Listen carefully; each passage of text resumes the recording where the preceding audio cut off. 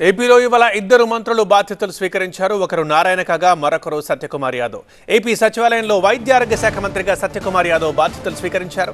ఈ సందర్భంగా గత 5 ఏళ్లలో వైద్య ఆరోగ్య శాఖలో నిధుల దారి మళ్లింపు వ్యవహారంపై సంచలన వ్యాఖ్యలు చేశారు. వైద్య ఆరోగ్య శాఖను ప్రక్షాళన చేస్తామంటున్నారు మంత్రి సత్యకుమార్. గత ప్రభుత్వం వైద్య ఆరోగ్య శాఖను నిర్వీర్యం చేసింది. వైద్య శాఖలో నిధుల దారి మళ్లింపు జరిగింది. వైద్య శాఖపై ఖచ్చితంగా ఒక శ్వేతపత్రం విడుదల చేస్తాం, లోతుగా పరిశీలించిన తర్వాత చర్యలుంటాయంటున్నారు సత్యకుమార్. అదేవిధంగా ఆరోగ్యశ్రీ పథకాన్ని పక్కదారి పట్టించారు. అలాగే డ్రగ్స్ పై ఉక్కుపాదం మోపుతామంటున్నారు మంత్రి సత్యకుమార్.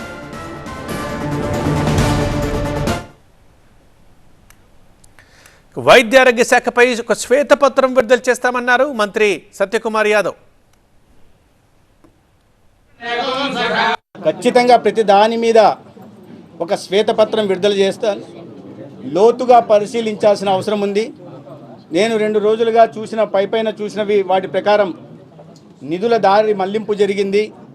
అంతెందుకు విలేజ్ క్లినిక్స్లు పెట్టారు, ఎన్ఆర్ఈజీఎస్ నుంచి నిధులు దారి మళ్లించారు. నిధులు మళ్లించిన విషయం దృష్టికి వచ్చింది.